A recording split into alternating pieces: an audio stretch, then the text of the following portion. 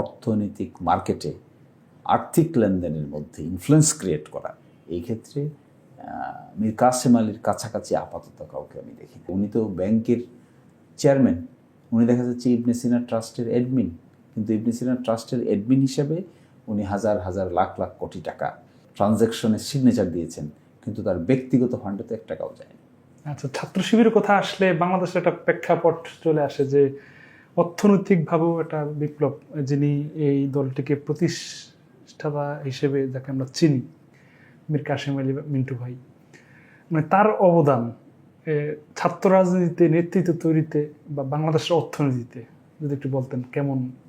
তা তো বটেই, মীর কাসেম আলী বাংলাদেশ হওয়ার পরে এটাই তিনি প্রতিষ্ঠাতা সভাপতি, এবং তিনি বাংলাদেশের বিভিন্ন সেক্টরে যে পরিমাণ অবদান রেখেছেন এটি অতুলনীয়। যেমন তিনি ইবনে সিনা ট্রাস্ট শুরু থেকেই ছিলেন, ইসলামী ব্যাংকের প্রক্রিয়ার সঙ্গে ছিলেন, দিগন্ত টেলিভিশনের সঙ্গে ছিলেন, নয়া দিগন্ত পত্রিকার সঙ্গে ছিলেন, কিয়ারি প্রতিষ্ঠানের সঙ্গে ছিলেন, দেশি বিদেশি জানা অজানা অনেক অর্থনৈতিক প্রতিষ্ঠানের সঙ্গে উনি সাকসেসফুলি জড়িত ছিলেন। এবং আশ্চর্য ব্যাপার, ওনার যখন ফাঁসি হয়ে যাওয়ার পরে সরকার খুঁজতে থাকে ওনার কোথায় কী আছে, ওনাকে ধরবে, পরিবারকে ধরবে, বাচ্চাদের ধরবে, শেষ পর্যন্ত খুঁজে অ্যাকাউন্টে কোনো টাকা পায় নাই, কারণ এগুলো সব কিছু উনি প্রতিষ্ঠানের পক্ষ হয়ে রিপ্রেজেন্টেটিভ ছিলেন, কোনো কিছুরই উনি ব্যক্তিগত মালিক ছিলেন না। ফলে খুঁজতে গিয়ে দেখা যায় যে উনি তো ব্যাংকের চেয়ারম্যান, উনি দেখা যাচ্ছে ইবনে সিনা ট্রাস্টের অ্যাডমিন, কিন্তু ইবনে সিনা ট্রাস্টের অ্যাডমিন হিসেবে উনি হাজার হাজার লাখ লাখ কোটি টাকা ট্রানজ্যাকশনের সিগনেচার দিয়েছেন, কিন্তু তার ব্যক্তিগত ফান্ডে তো 1 টাকাও যায়নি। ইসলামী ব্যাংকের পক্ষ হয়ে তিনি কাজ করেছেন, ইবনে সিনা ফার্মাসিউটিক্যালসের পক্ষ হয়ে তিনি কাজ করেছেন, কিন্তু তার ব্যক্তিগতভাবে লাভবান হননি, ব্যক্তিগতভাবে লাভবান হওয়ার স্কোপ ছিল না। এবং এর মধ্য দিয়ে তিনি হাজার হাজার মানুষের কর্মসংস্থান তৈরি করেছেন। এই যে কর্মসংস্থান তৈরি করা, অর্থনৈতিক মার্কেটে আর্থিক লেনদেনের মধ্যে ইনফ্লুয়েন্স ক্রিয়েট করা, এই ক্ষেত্রে মীর কাসেম আলীর কাছাকাছি আপাতত কাউকে আমি দেখি না। সংস্কৃতিতে তার অবদান আরও বেশি, যে আমরা যেই সাংস্কৃতিক চর্চা, শিল্পী তৈরি করা, কবি সাহিত্যিক তৈরি করা, এটার পেছনে তার বিরাট ভূমিকা আছে। আমার তো মনে আছে একটা যুব কমিটি হতো, যুব কমিটির নামে উদযাপন করা হতো, পলাশী দিবস উদযাপন করা হতো, বৈশাখী, এবং সেখানে অনেকটার আমিও দায়িত্ব পালন করেছি অনেক সময়। উনি হঠাৎ করে একবার ডাকতেন, গজনবী রোডে ওনার একটা অফিস ছিল, এই গজনবী রোডে অফিসে তিনি ডাকতেন কি দুপুরবেলা খাওয়ার দাওয়াত, কী খাওয়ার, গরুর মাংস আর রুটি। গরুর মাংস আর রুটি খেতে খেতে তিনি পরিকল্পনা করতেন যে একটা সাংস্কৃতিক প্রোগ্রামের আয়োজন করতে হবে। সেটা কি পয়লা বৈশাখ, সেটা কি পলাশী দিবস পালন করতে হবে, সবাইকে নিয়ে আসো, সকলকে দাওয়াত দাও, একসাথে হও, র্যালি বের করো, ঘোড়া নিয়ে আসো, হাতি নিয়ে আসো। এবং এরই মধ্যে তারপরে তুই এটাকে সাবস্টেন্সিয়াল রূপ দিতে গিয়ে তো তিনি দিগন্ত টেলিভিশনের জন্ম দিয়েছেন। সেখানে অনেক কলা কৌশলীরা কাজ পেয়েছে, সবাই যেই জায়গায় আছে তা না, পরবর্তীতে বিভিন্ন জন বিভিন্ন জায়গায়। ওনার একটা শখ আমি দেখতাম ওনার কাছে থেকে, ট্যালেন্ট হান্ট করতেন সবসময়, যাকে যেখানে যে অবস্থায় কাজে লাগানো সম্ভব, যার যে কোয়ালিটি আছে উনি এটাকে প্রাধান্য দিতেন। ফলে তিনি অনেক মানুষের কর্মসংস্থান করেছেন, যা অভাবনীয়।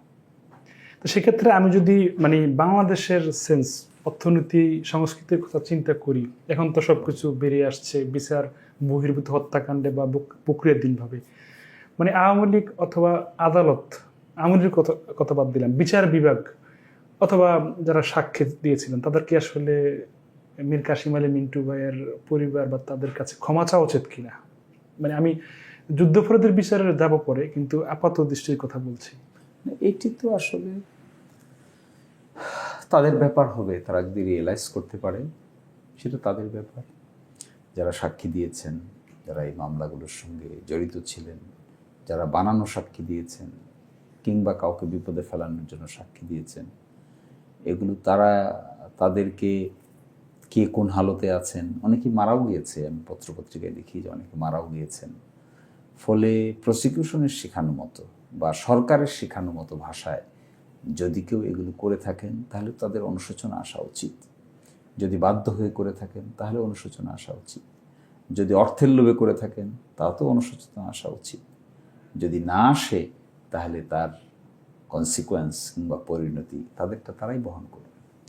তার ফাঁসির আগে একটা বক্তব্য বা একটা ভিডিও ক্লিপ ভাইরালের গল্প আমরা শুনছি যে মানে আমি কেন রাষ্ট্রপতির কাছে ক্ষমা চাবে, উল্টো রাষ্ট্রপতি তো আমার কাছে ক্ষমা চাওয়া উচিত, যে আমি এই সার্ভ করেছি, অর্থনীতিতে আমি বিভিন্ন অবদান রেখেছি। মানে এই বিষয়ে আপনার অবগত আছেন কিনা, বা আপনি যদি একটু বলতেন এই বিষয়গুলো নিয়ে। হ্যাঁ, ওনাদের যখন ফাঁসি দেওয়া হয় তখন আমি ছিলাম, তো আমি তো এগুলো ডিল করেছি।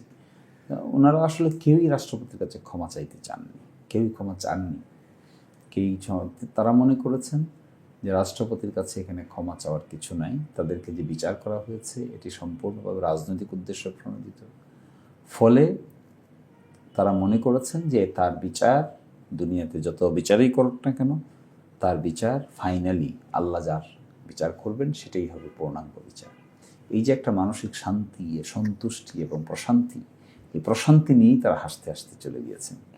একটা জিনিস এখানে খুব লক্ষ্য করার ব্যাপার, মানুষ ফাঁসি হলে অস্থির হয়, মানুষ ফাঁসি হলে বাঁচার চেষ্টা করে, মানুষ ফাঁসি হলে সাধারণত কলাকৌশল খোঁজে কীভাবে জীবন বাঁচানো যাবে।